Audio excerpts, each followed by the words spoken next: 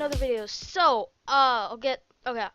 this basically, I'm in my arts and testing world. I'm gonna go over some stuff real quickly. I'm going to review this.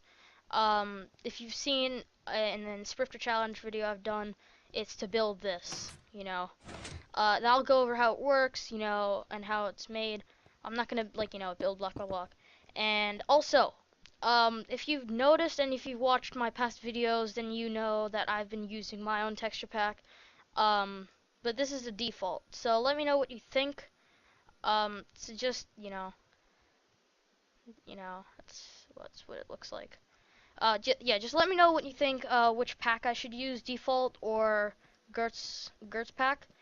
So, because they look pretty much the same. So yeah, just tell me, comments below, vote for that. Second, I'll be uploading at least more in the summer, more often than I'm doing now. And the reason why I'm not uploading now is because of school and yeah, stuff, busy, hectic. Yeah, it's getting close to the end of school, so I should be doing that more often. Yes. And if you're still waiting for episode 3 of Terraria to come out, as of now, it's still being worked on because I have been doing other things, and I'll get to editing and finish editing that. So yeah. Anyway, back to this. So when you first saw this, you would expect, to be. Well, actually, if you saw Sprifter's video, which he's not Sprifter anymore, he's Red Anvil. So it went from MCD Sharply to Triron to Dramonic. No, actually, MCD Sharply to Dramonic to Triron to Sprifter to Red Anvil. So yeah. And I based this off of my friend Mitch. He made this Rube Goldberg thing, video for Tiger Time, which, long story. If you don't know what it is, then you don't need to know. But, he made it for that, and then, yeah. Then I was like, yeah, I'm pretty sure I could do, something really cool like that. So then I made this. Before you watch the rest of this, think of how this, just in your mind, how complicated this would be. First think about how complicated this would be, in order to get that to work, and nothing else. So just think about how this would work first, before you watch the rest. Just think about that real quickly. Okay, now that you've thought about it, move on. So basically how it works is you put in rotten flesh, it has to be rotten flesh, into there, and then you get a diamond. So yeah, it goes into the hopper, and this is basically the redstone. Now, this looks a little more complicated if you're not a redstone person, but I will explain stuff in detail and I will go over it as much as I can.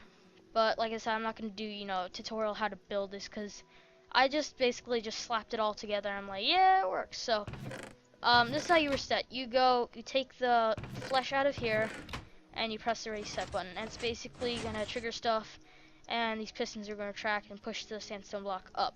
Now, you can't put anything else in it. I just put those in because, it was there. And you can always retract. This reset button pushes that up. And that works with the buttons, under that block. It powers this redstone, which powers this block, which powers this piston, which doesn't power this, which doesn't affect anything. But the piston extends by getting powered by here. So yeah, that's how you get stuff back.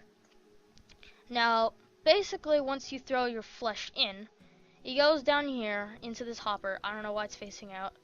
It's just, I just saw this from a map, and then it just works.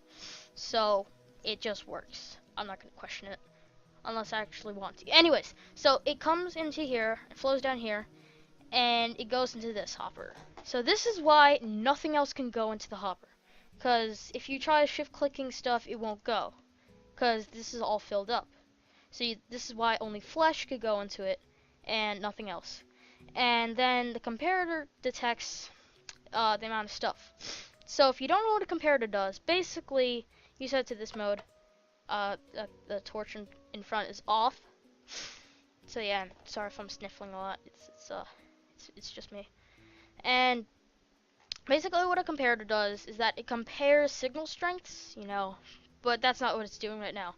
It also compares the amount of stuff in a tile entity. So you know, chests, hoppers, furnaces, jukeboxes, you know, stuff like that. Though, yeah. I thought of something, but then I'm like, that's not it.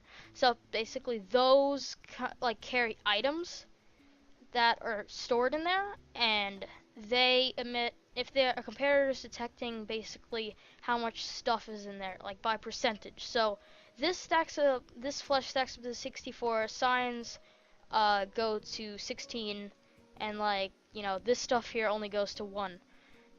And that's basically the percentage of how much stuff can basically be filled. So if you have 5 swords in there, let's just say that, it would be 100% full. If you had, you know, 16 times 5 amount of eggs or signs or stuff like that in here, then that would be full. If you had 64 times of flesh, then that would be 100% full. So, see what I'm kind of doing? But basically, the amount of stuff in here, which I don't want to do the math real quickly, even though it's simple, I just don't want to do it. Basically, this is the percentage total of how much stuff is in here. And now this comparator detects how much stuff is in here by emitting a redstone signal based on that percentage. So right now, this many items emits, causes this comparator to emit just 1 signal strength. And then if I put 1 more in, it will just have that extra percentage, and it will increase the signal strength by 1 more, causing it to go down here and power this block. And when that's powered, this repeater gets powered and transmits this to this block, which turns off the torch because the torch gets powered by this block. Now, if you didn't already know, you know, I just realized that I keep saying that a lot, but it's true. So if you didn't already know, hoppers stop their items from flowing through them if they get powered. So in this case, it's powered by a torch. So once it gets unpowered, the items start flowing. But this only happens for like, you know, a second, because if you only put 1 flesh in, it increases this by 1, causing this hopper to start flowing, which moves that flesh into here.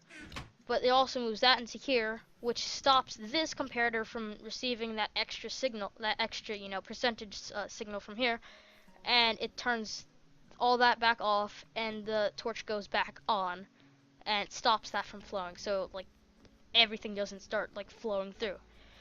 So once this is in here, this comparator detects that something's in there and causes this torch to turn off for 1 tick, and 2 ticks later, like, oh yeah, so this redstone line will all be off and this goes on. So 2 ticks later, this turns off and turns all this off, all this on back again. And by having this on, causes this torch to turn off, which does this thing. I don't know how this works, but it just does. It's basically a T flip-flop.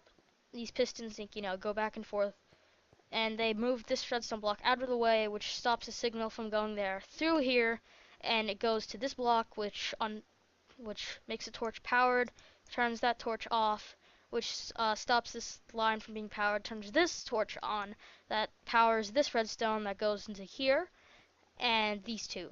And basically what that does is that this is for this piston mechanism.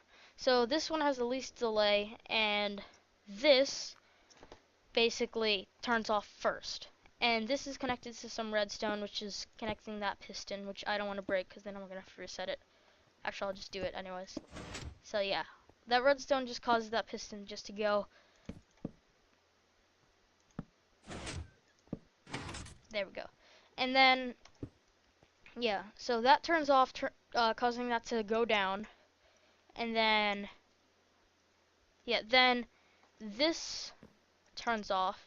Actually, no, this turns on too. So then this turns on and then retracts that. And then this turns off and then, yeah, pulls it out. I don't know what exactly it does, but that's basically what it does. It kind of, actually, I'll just do this. Yeah, just like quick. Eh. Yeah, it's kind of fast.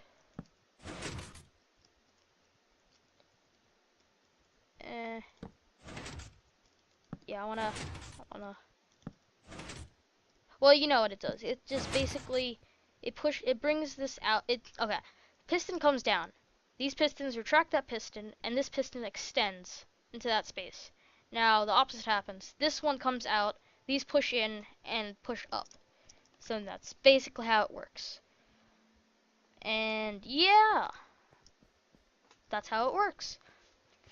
Yeah, random golem, and I'm not going to put this into the description because, you know, I mean, unless you request it, if you request it enough in the comments to, like, put the world map, download into the description, then I'll put it in. But otherwise, I'm not going to, because if no one's actually going to download it, then I don't want to go through the trouble of actually putting it in there. So, yeah. If you want this, then type in the comments, put this map in the description so you can download. Yeah, just do that, and then I'll put it in there. So, yeah. That's basically how it works. This used to be spelt wrong. Yeah, I didn't even realize that either, but then I fixed it. Yes. So, now that you know how this works, tell me what you think. Was this like, did you think it was complicated before you, like, you saw it? Anyway, yeah. So, I hope you enjoyed, and thanks for watching.